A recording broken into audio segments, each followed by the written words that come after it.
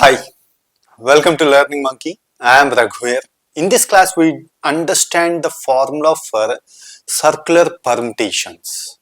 In our previous classes, we clearly discussed about permutations and combinations. Please watch those classes and come back here. The link for the playlist is provided in the description below. Coming to today's class, so before we move on to circular permutations, first refresh the concept of linear permutations. Permutations means arrangements. So let's what we have done previously. Let's take this example A, B, C, D, E. These are the alphabets they have provided. How many different ways you can arrange these alphabets? 5 alphabets can be arranged in 5 positions using a 5 factorial ways.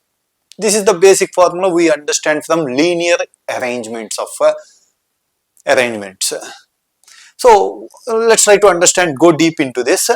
A, B, C, D, E. This is one way we are going to arrange these alphabets. So if you take this arrangement, if you move on this arrangement to one step to the right side, means A is shifted to here, B shifted to the next position, C shifted to the next position, D shifted to the next position, E shifted to the first position. This is what? E, A, B, C, D. This is another way of arrangement which you are going to get. This is one way of arrangement. This is another way of arrangement. But again you do shift one more time. Means E should be shifted here, A should be shifted here, B to here, C to here, D to the first. D, E, A, B, C. This is another way of arrangement. If you shift one more time, you will get one more arrangement. If you shift one more time, you will get one more arrangement. You can shift n times to get n different arrangements. This is how it works in linear arrangement. This happens only in linear permutations.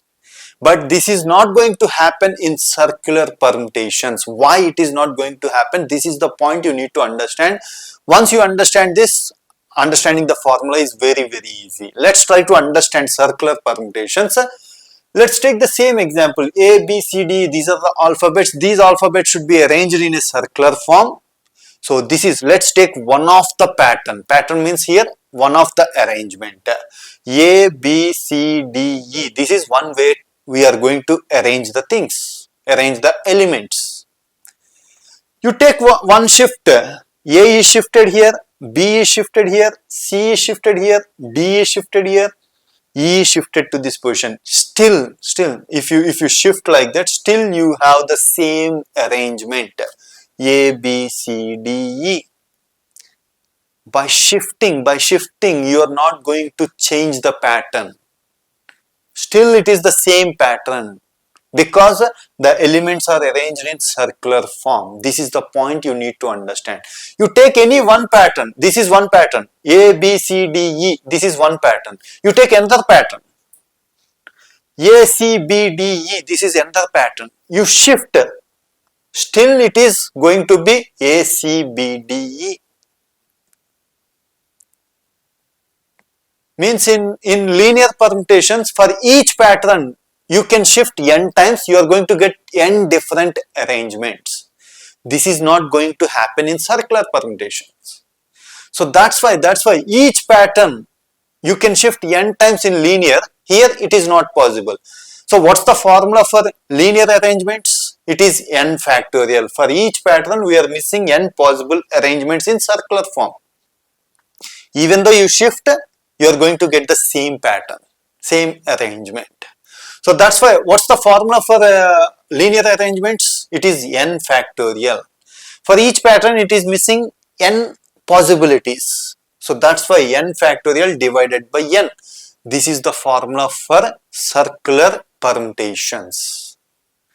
N factorial by n means, n factorial means n multiplied by n minus 1 multiplied by n minus 2 multiplied by so on up to 1. Divided by n cancel. Remaining things are n minus 1 multiplied by n minus 2 multiplied by so on up to 1. This is, we call it as n minus 1 factorial. So these many permutations possible in circular form. So what's the equation for circular arrangements, circular permutations? It is n minus 1 factorial.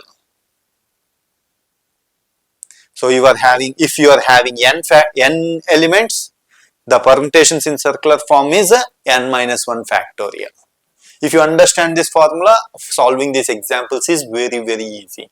In our next class, we do some practice examples on circular permutations. Hope you understand the formula. If you have any questions regarding the concept, please post your questions in the comment section below.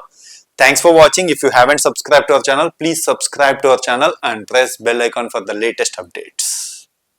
Thank you.